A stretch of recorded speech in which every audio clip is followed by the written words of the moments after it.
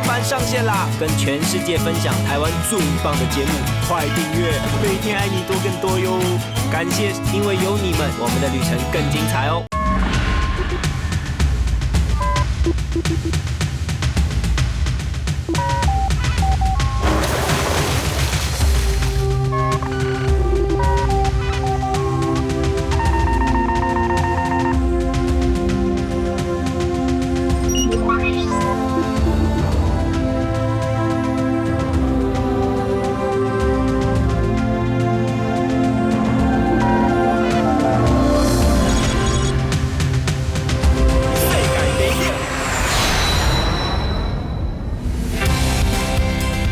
不管哪一个国家，公路旅行总是最能展现在地特色，引导我们领略沿途风光的方式。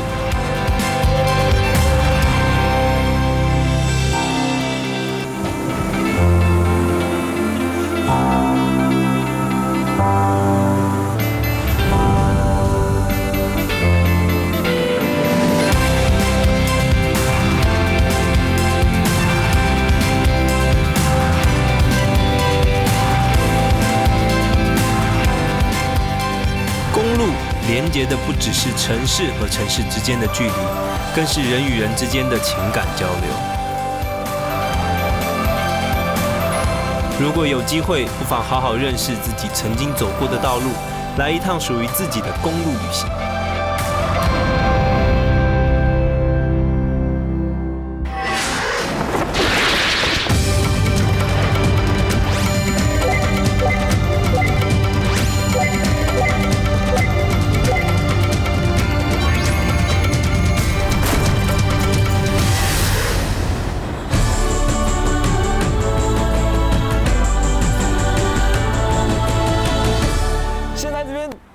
就是南回公路台9线单车族环岛必经的，很喜欢来挑战的这个路线。哇，虽然一路上还是这样上上下下，但是就是你会骑一段上坡，然后有一小段下坡，像这样现在这样，你就觉得啊舒服，不会觉得太累，还可以稍微休息一下下。但这边比较危险就是大车真的很多，真的要小心。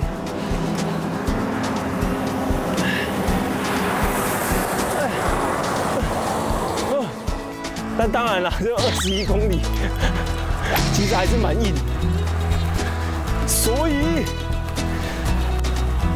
寿卡驿站就非常的重要啊！大家别看现在的南回公路蜿蜒壮阔，仿佛一条巨龙盘旋在中央山脉之上。它最早可是建于清朝沈葆桢时期，却因为受到地形地势的限制，常因灾害受损而中断，直到2019年底，经历15年的南回改完工，穿山跨海的磅礴气势和沿途景致，才让南回公路获得全台最美公路的称号。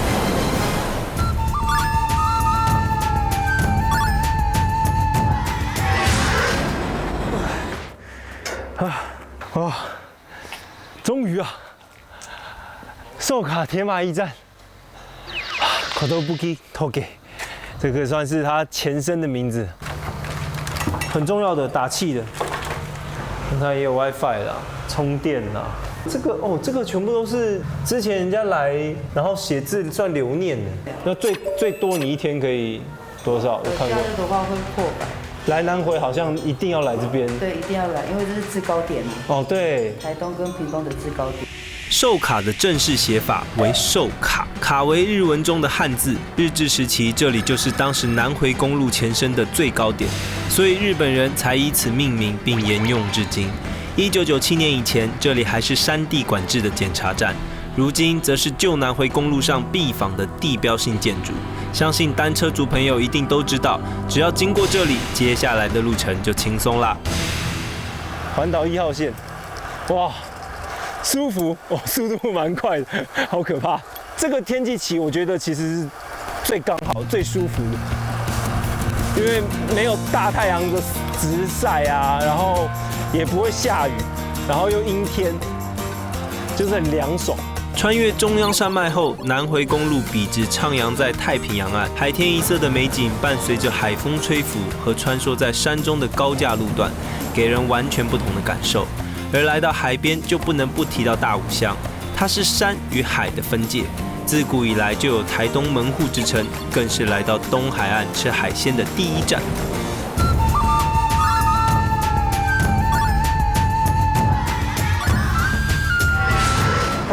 你好，你好。哇，哎呦，你上来就马上看到新鲜渔获，介绍一下有没有什么特别？大武渔港这边，这边有很多，比较特别的就是今天刚上来的这个叫美人鱼，这叫美人鱼啊？对对对。你看它的头，哦，而且它这边是硬的哦。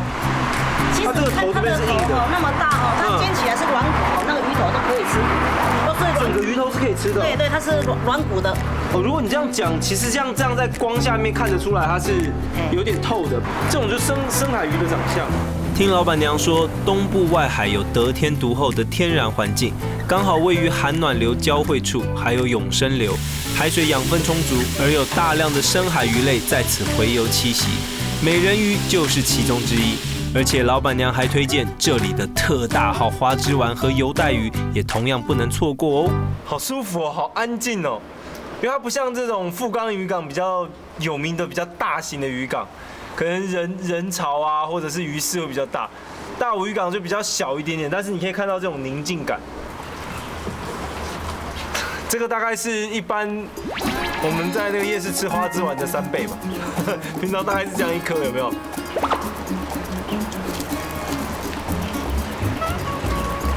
哦，真材实料，你还吃到花枝的那个一粒一粒的白带鱼，好厚，油花非常足够，满满的油花，外面没有沾什么盐巴那些哦，它就这样煎的干煎，所以你吃起来不会太死咸。你看它这个煎的真的很漂亮，完全没有散掉，这个鱼肉真的是很软嫩。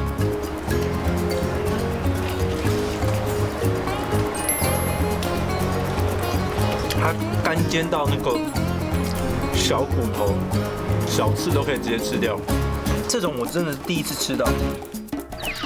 除了品尝美味海鲜，静谧的渔村风光，或是最新打卡景点大武彩虹街，都是南回路上值得大家驻足欣赏的美景。搭配蓝天白云的太平洋海岸，让人心情顿时豁然开朗。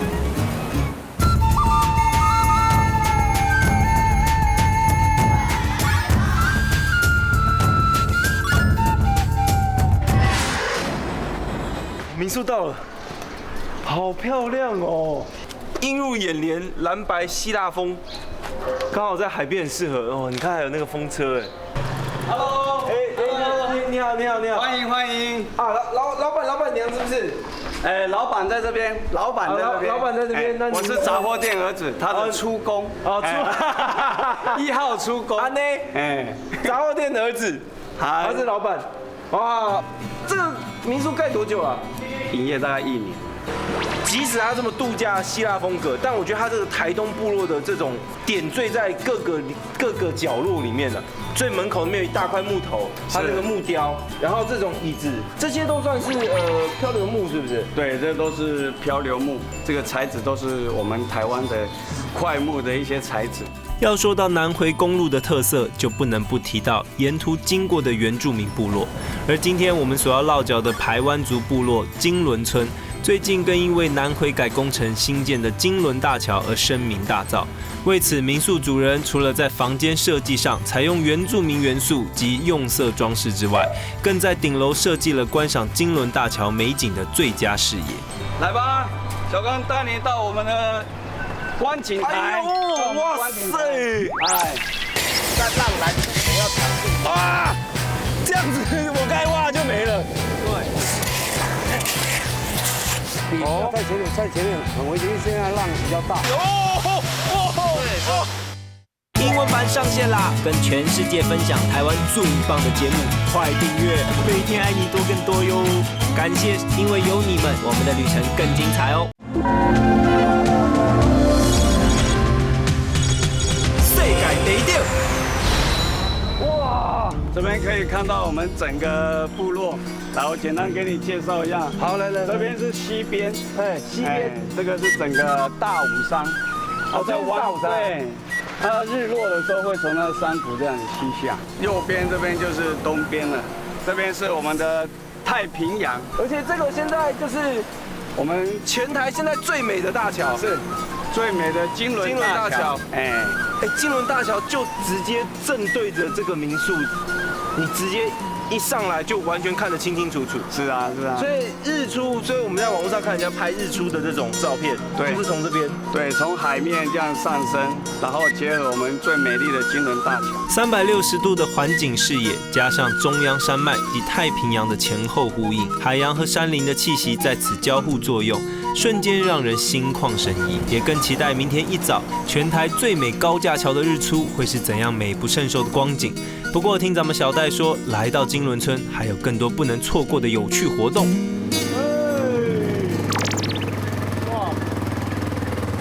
哇，林达哥说水流400啊。对啊，这个是算是沙滩车吗？对。那我们就去那个最美丽的隧道那边，它有一种让人柳暗花明又一村的感觉。附近有这么多什么最美大桥啦，然后什么最美隧道啦。对啊，美丽的金轮。在村子里面绕，感觉蛮舒服，很舒服。最美隧道，对，很多人还有一个称呼叫别有洞天。哦，别有洞天呐。对，在网络上大家称它别有洞天。就是这样开过去，对，出去以后是豁然开朗，太平洋这样。虽然只是单纯的涵洞，却因为洞口一望无际、海天一色的太平洋景观而由此美誉。隧道口的壁画更是当地排湾族艺术家的作品。只要乘坐东部独具特色的沙滩车，一过隧道就能在海滩上奔驰，好不畅快。不过来到海边，咱们的向导明达哥可是有 special 的安排哦。整只的小卷呢？这个干嘛的？拿来当饵。这么大当饵钓什么？抓浪花蟹。我们用这个，用烤肉架自制的。所以这边都是用这种来抓。对，或者用秋刀鱼。这个真的是有一点下重本呢。浪花蟹，闽南语又叫倒退撸，顾名思义，它是倒退着身体行动。不过想要见它一面可不简单，除了得看准开始涨潮的时间点，更要和海浪赛跑。如果没有专业的人士带路，可千万别轻易尝试哦。你看哦，我们用它当锄头，但是我们要抢速度，在浪来之前要抢速度。这样子我该挖就没了。对。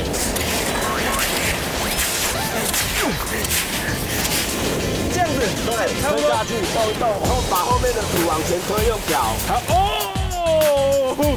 好好，可以。这样子 ，OK， 这样就好了。听明达哥说，当地原住民的生活环境背山面海，采集捕捞就是他们最原始的生活样态。不过由于东部海岸属于断层海岸，海浪复杂多变，所以来到海边活动最好还是有人相伴，注意安全哦。现在这样看完全看不出来，我们就这样子拨，看到。会不会浪太大反而它？因为我真的有我看到一只小的。没想到捕捉浪花蟹就像在淘金，而且它的颜色跟砂纸是一模一样。如果没有仔细翻找，很容易就从眼前溜走。虽然第一笼只有2只收获，但也算是好的开始。1、2、3、4、5、6、7、8、9只、10只，哇塞，这要贴在它旁边的。对，贴到它旁边的时候比较会有。哇，17只哎，这一笼里面厉害。是不是？这就叫做新手的运气。听明达哥说，由于东部的好山好水无污染，加上大家的保育意识抬头，所以只要找对时间下陷阱，都能有不错的收获。不过据说浪花蟹还不是东部海岸最具特色的海鲜。这是捕捞日本秃头鲨。日本秃头鲨。对，这样抓哈，浪来的时候你去把它这样挡住之后，好，那再退就要拿起来。你不把它抬起来的话，那个鱼就跑掉了。又顺着浪又走了。对，鱼就跑掉了。对。所以它一定要在浪打得到的地方。是的，你不要太前面，太前面很危险，因为现在浪比较大。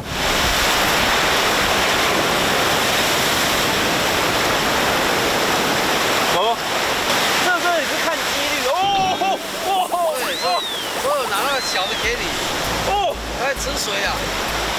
哇，还好我是拿小的，这个不容易啊。对呀。日本瓢鳍虾虎鱼，俗名日本秃头鲨或和尚鱼，最早被记录是在日本的高知县，是常见的食用及观赏鱼，属于河海洄游鱼类。在河川中的鱼卵随河流漂流入海，孵化成长后，再随着潮汐洄游至河中，所以当地居民会在每年梅雨季过后，以三角网或是小型定制渔网捕捞。这个就要它固定，因为有时候那打上来，或者说水会把它整个翻掉，对不对？对，要不然就会把它冲走。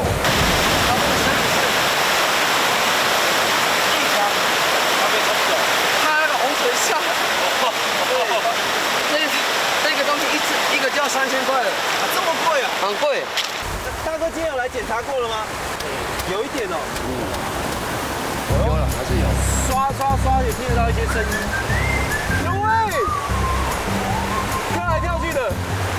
这个可以生吃，很甜。真的、啊？这个都透明的啊，这个算深色。对，它有吃到青苔了。这种是有条纹的。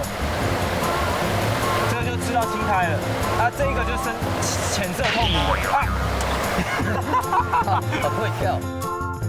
大家千万别看这些鱼苗小小的，好像不怎么起眼。德哥偷偷告诉我们，光是产地的批发价1台斤就将近1000块台币。因为捕捞不易且有一定的危险性，有钱还不一定买得到。而为了预防过度捕捞，政府也在今年开始于东部特定几条溪流订定禁捕期的相关规定，以保护生态永续经营。洗干净哦，整坨我们今天捞到的这个秃头鲨。好，那这边一般都做煎蛋是不是？对，煎蛋蛮好吃的，然后沾那个番茄酱。司马林，司马林，对，司马林排湾族的母语，这个名称是不是？对，司马林。啊，台语叫做亮米啊。这个吃法是传统还是后来才改成这样吃？传统，因为我们这边连绵仔比较喜欢，不是他煮稀饭给小孩子吃，不然就是煎蛋，因为它没有刺，小孩子吃很好，钙质吸收。对，你的成果。这是已经弄好了是不是？先炸过了，现在开始要准备调那个就是葱姜蒜调味料下去炒一炒，慢炒一下就可以。哦，而且现在这种晚上的时候，一般可能都会有很多蚊虫啊或什么，快木烧着一点蚊虫都没有，超舒服。香。没想到咱们的明达哥除了是生态向导，做起料理来也是架势十足，毫不马虎。在宁静的部落，感受轻巧的海浪声、山林中的虫鸣、快木和美食的香气，我也终于能体会何谓山中无岁月，寒尽不知年。你拿这个洋葱片，用一点这个司马林，这个里面是什么？瓦萨比啊，明达哥刚才讲那个瓦萨比，对，很浓哎。哦，你们这个瓦萨比也是下重本弄哦。我怕待会吃我会掉眼泪，太感动了。干杯！干杯！干杯！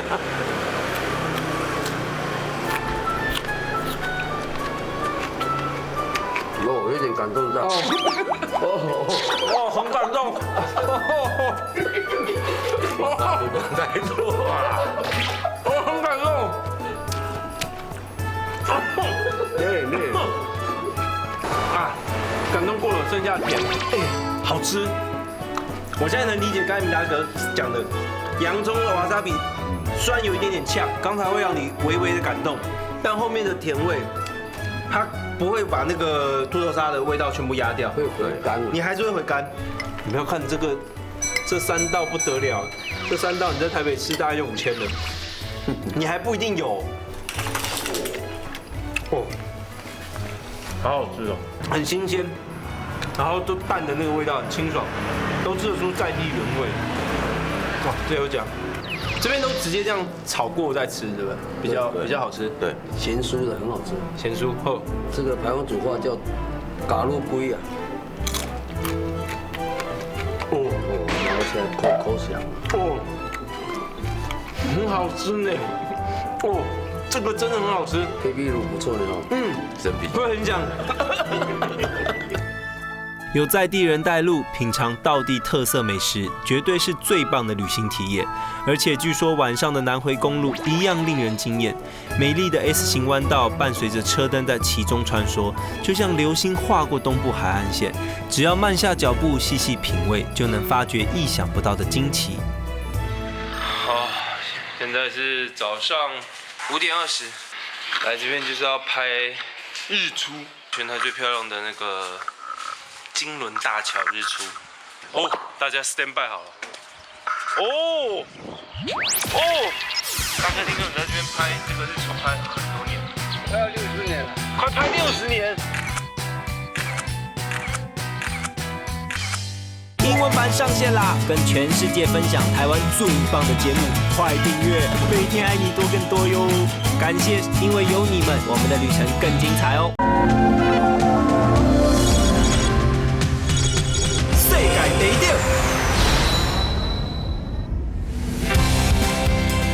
不管哪一个国家，公路旅行总是最能展现在地特色，引导我们领略沿途风光的方式。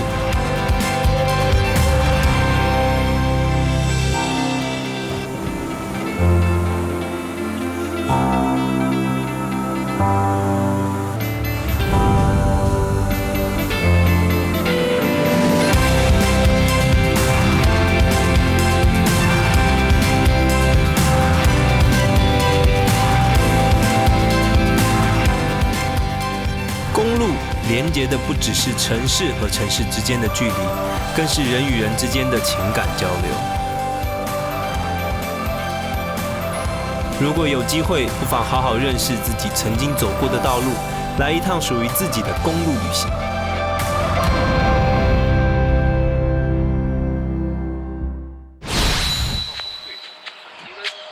好大的月亮哦！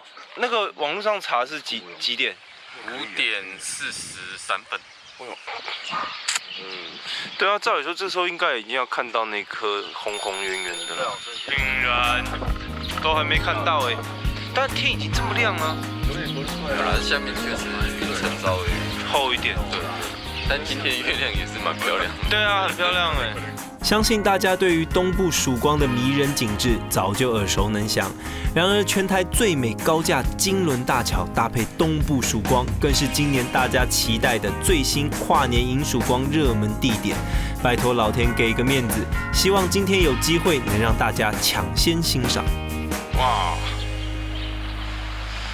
经过一番等待，我们终于看到日出，但是它今天下面海平面这边的视野就是真的普普看不太清楚，但你可以看到这边已经有一颗，它是不是从海平面出来，它突然就跳到这边来。其实这样子从金轮大桥这样桥面这样出来也是蛮漂亮的。大哥，听说你在这边拍这个日出拍很多年，快要60年了，快拍60年，每天都来这样拍啊？不一定啊。是他爸爸。哦，原来是爸爸来的。先找对位置。这边就蛮好，这边视野超好哎。当然了。对，这个位置就是在民宿上来这个平台就直接看到，而且第一线最漂亮的金轮大桥也看到。原来柯爸爸是小戴哥的岳父，一生都在部落里经营唯一一家照相馆，也因此记录了金轮村与南回公路60年来的变化。不过金轮大桥不止日出美，更因为开车走在上面就好像开在海上一样，而在各大社群网站爆红。然而南回公路沿途的美景可不止如此。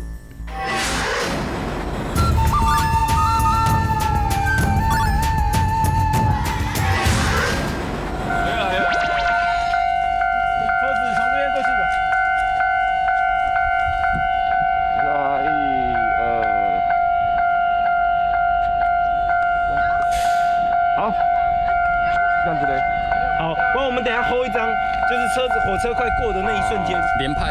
对，你用连拍，然后会有那一瞬间。其实我觉得用 GoPro 还蛮好的，真的。你看 GoPro 的 size 是不是很小 ？GoPro 也是广的嘛。对，火车从这边过去哦。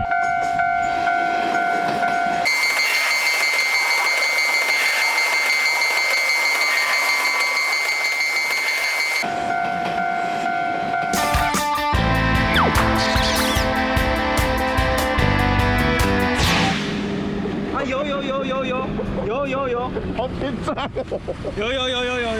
有最后一点点这样。啊，有。对，晴子还没出现的那一瞬间。除了樱木平交道、太麻里火车站一出站的临海大道，也是大家必拍的重点之一。还有，这个点虽然比较难找，但也千万不能错过哦。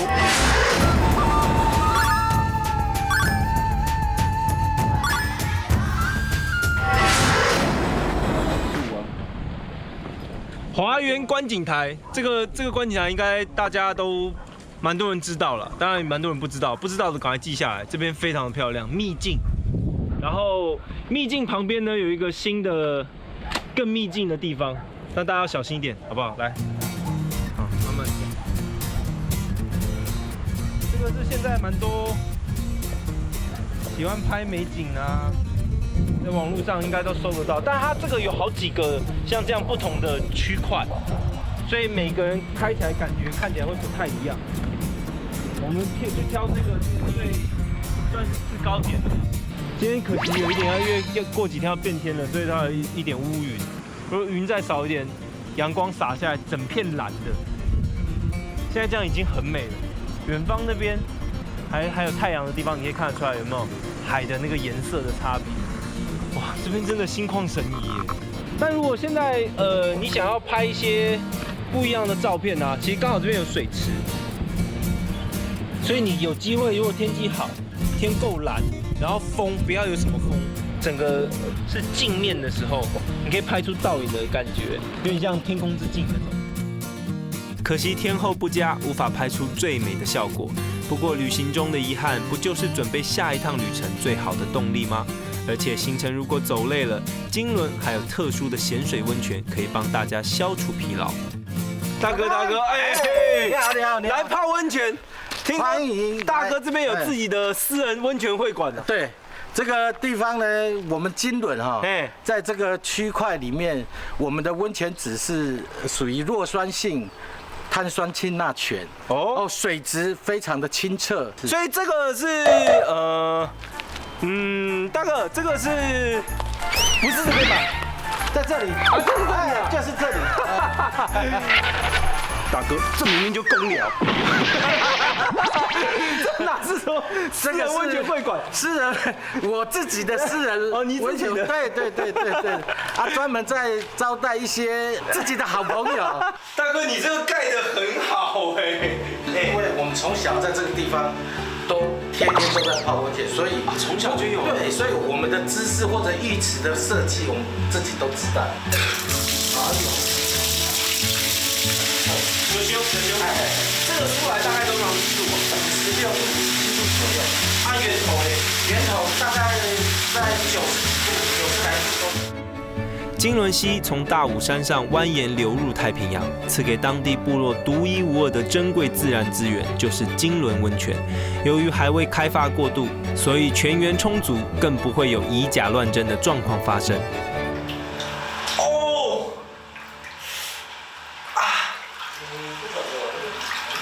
舒服，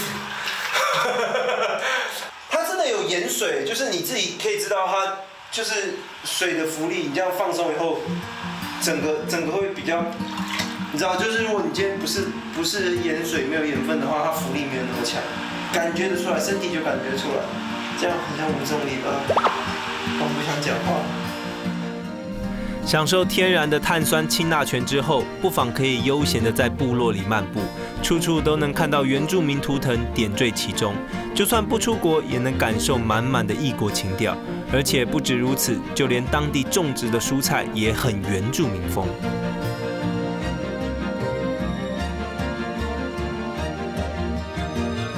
大哥，你这样看，我大概只有这一种，这个看得出来是我们之前吃过啦，这种我吃过。其他看起来很像长在这边的草而已，很像山里面的草而已，有没有？其实野菜就是有药食同源的功效。哦，对，对，它有效果。所以很多原住民他们都以前早期的人都是用这种山上的药草的意思。对，是。对，这个叫八生菜，这个叫绞菜。你看我这边都剪过。奇怪，怎么感觉我们都没吃过？这也是菜，莴苣你知道吧？莴苣我知道。比较大的，对，它是莴苣类的，哦，长得完全不一样嘞。重点是它这个就是老人家从以前一直留种留到现在，我们再取它的种。它这个叫什么？这叫台湾胡椒。其实这一颗是我从山里面把它抓过来测试，会不会在我这边可不可以成长？大哥，这株真的很漂亮哎。这株叫做雪鹰子，下雪的雪，鹰是密字旁的，然后旁边是婴儿的婴。目前它就已经成熟了，我们再留它的种子。这个上面一颗一颗都是种，对，它有一个名称也叫宫廷菜。宫廷菜，对。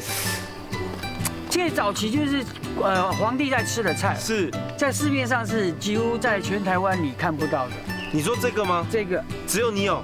目前我所知道大概只有我有。进到菜园，脚下要非常小心，因为我们以为的杂草，在张大哥眼中都是珍贵可食用的野菜，而且今天的午餐，我们可得要自食其力啦。这个里面这个有没有？这个白色的，都吃它这个芯的部分。对。好，可以砍了哦。哦，可以。要小心，它会整个倒下。来哦，要撤。哦，撤。哇，好大一株哦！哇，小心！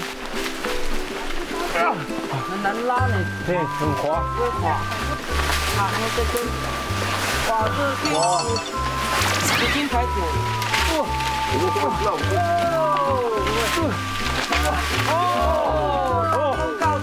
哇，赞！听张大哥说，这些野菜不但人吃好，鸡吃更好。他还利用这些野菜养出传说中的土鸡之王。这个是大哥这边养非常少见、非常特殊的鸡。刚才你说这个鸡叫什么？芦花鸡。哦，这才3个月。这3个月？对，这么大只啊！像我今天去特别给它吃红枣。哎，这吃的这么好，芦花鸡是？对，芦花鸡。我知道它有一个俗称叫凤梨鸡。对。为什么会有这个？因为它一层一层的，没有感觉。你说那个羽毛是不是？羽毛，对。我就会去让它去长这些野菜，像有昭和那边还有红梨，有没有注意到？所以他们都是吃野菜，他们都吃的。饲料也是啊，只是说要给他们大量的那种植物，因为我们这边老鹰比较多。哦，山区，还有蛇类啊，因为有一种警卫的作用。我知道现在这样子叫是在警卫的作用。对，警卫的作用，它也不怕狗。哦，它也不怕人。好不挡哎，很高哎，很高哎，稍微压一下就好了。胸下，这很高呢。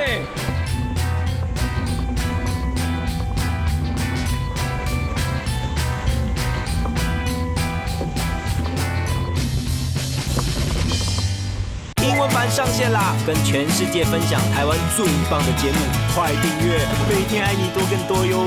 感谢，因为有你们，我们的旅程更精彩哦！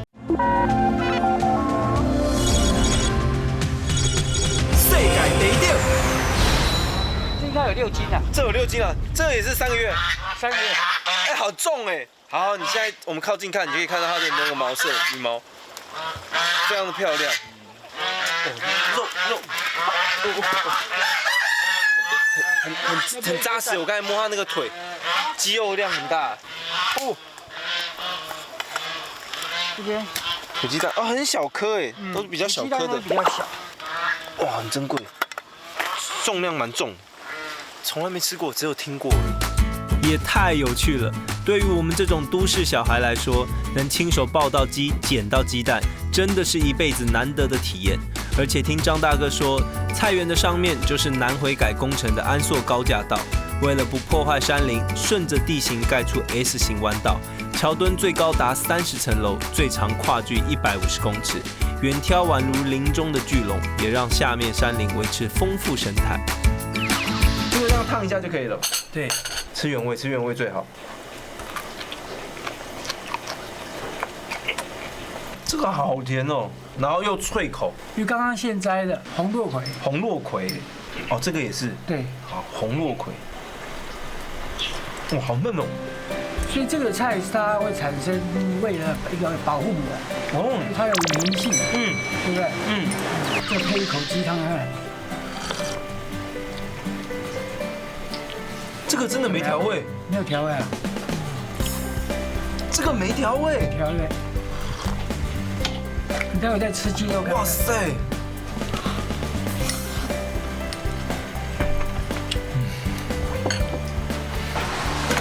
吃得出鸡肉的纤维，然后有韧度、有口感，但不会硬到你咬不动。溏心排骨，哦，好软哦。它有点带苦味啊，有出来，会回甘。原味才是最美好的滋味，也难怪原住民文化不管是食衣住行都逐渐受到重视，因为他们的生活方式就是与大自然为伍，而不会造成环境过度破坏。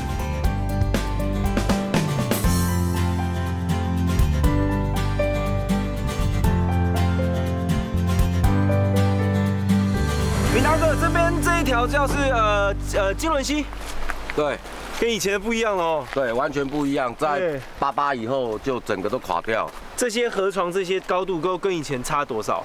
差不多20米到30米。哦，差这么深啊！被垫高差不多20-30米。哇！以前的山你看起来很高，现在的山你看起来矮矮。像现在以前早期你们这边河道大概多宽呢？差不多一半左右吧。哦，只有一半。哎。它那个山是这样嘛，它现在垫高了嘛，然后所以变看起来更宽了嘛。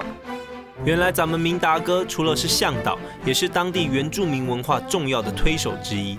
由于88风灾之后山河变动，造成当地原住民要回到深山旧部落里寻根祭祖的难度增加。熟悉地势的明达哥每年都会驾驶他最擅长的吉普车，第一个下河道开路，也让旅客有机会体验开吉普车的乐趣。这有一个人吧？这个很高哎，稍微压一下就好了。搞定。这边我这个斜度，不然它大概已经到我胸嘞，胸下。哎，这很高呢。哇你。感觉在下面慢慢踩刹车就好。好，慢慢。刹车含着就好了嘛。对。不要怕。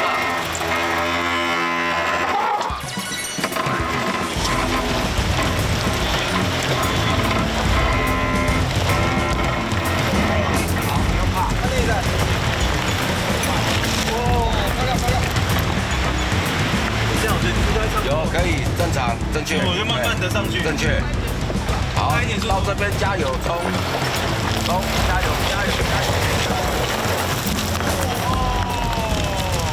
哇，这我第一次这种完全 off road 的体验，初体验。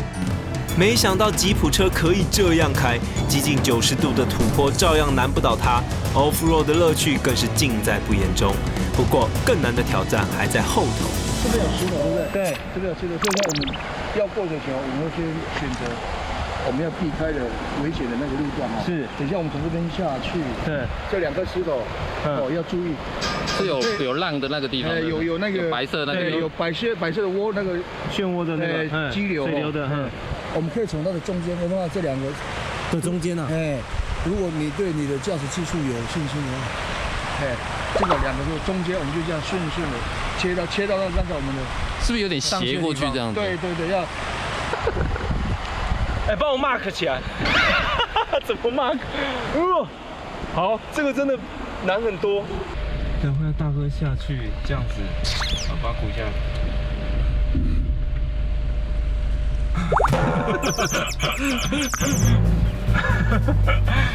这个不是在开玩笑。好，那换我喽，出发。你干嘛扎这么紧？扎我嘞！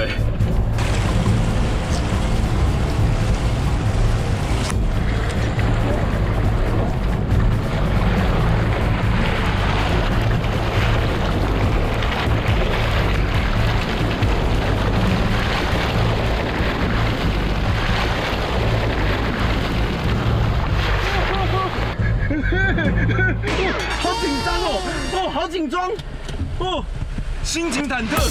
而且你这中间会一直忍不住，一直要调。刺激性十足的吉普车体验也太有趣了吧！不过来到原住民部落，当然有许多在地文化与旅游的结合。透过长辈的解说，让我们更了解土地，更了解自然。这一盆全部都是小米，就我们吃那个小米粥的那种小米。对，每家每户都不一样。都不一样，看个人的手势，还有我们手的出汗的味道。哦，手汗也会酿进去啊？对。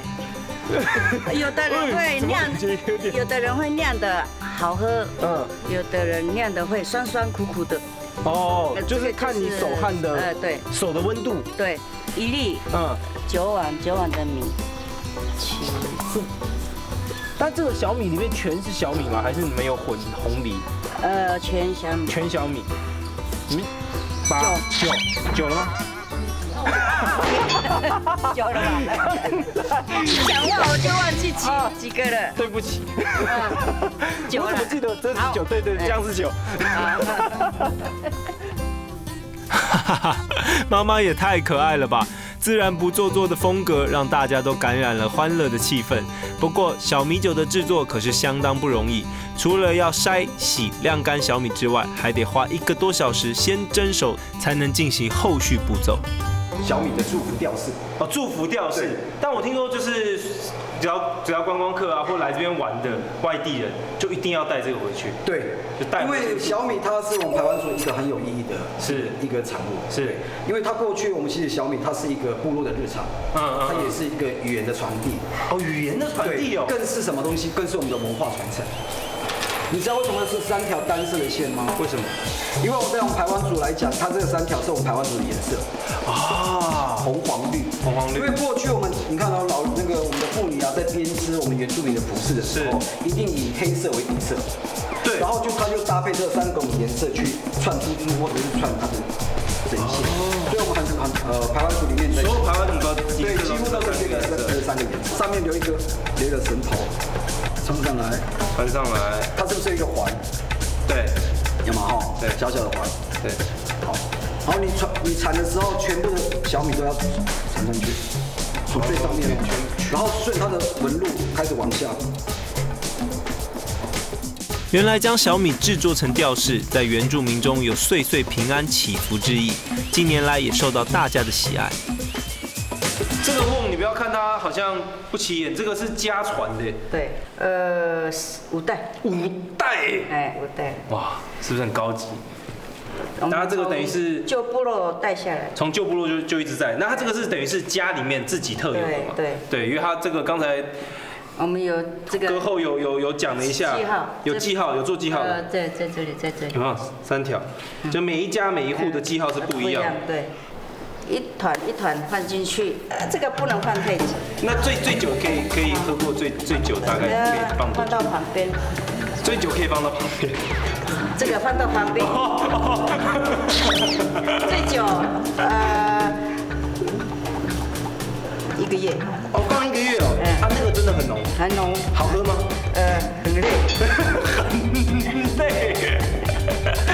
喝了会很累。这样子。好。要浇到水，全部都要泡到水里。对，就这样子泡到水。我们先放布。那我刚才拿来擦桌子。我拿来擦。我不知道。然后用塑胶袋是让它没有空气出来。那这样绑起来。世界第一英文版上线啦！跟全世界分享台湾最棒的节目，快订阅，每天爱你多更多哟！感谢，因为有你们，我们的旅程更精彩哦！世界第一，看起来颜色很像什么养乐多还是什么发酵饮料的颜色哦。加古德毛，是什么意思？就是干杯。加古德毛，喝完，好不好？见杯底，加古德毛。加古德毛。3碗。好喝3碗。3碗。这个真的是就是小米酒喝一喝，就是你会一直喝，然后就突然倒了。对。有呀乌呀乌呀溜啊西呀西呀呢，乌呀乌呀乌呀溜啊西呀西呀西呀呢，乌呀乌呀乌呀溜啊西呀西呀呢。带着小米的平安祝福，我们踏上另一趟旅程。此次有机会让世界看到台湾，我们选择从全台最后一块净土的东部出发，希望能让大家看到最单纯的美。当然，有时候这样的美俯拾即是，就看你我愿不愿意偶尔停下脚步，认真感受。哎呦哎。Ali senna senna ila uzaha jenna na ugaraka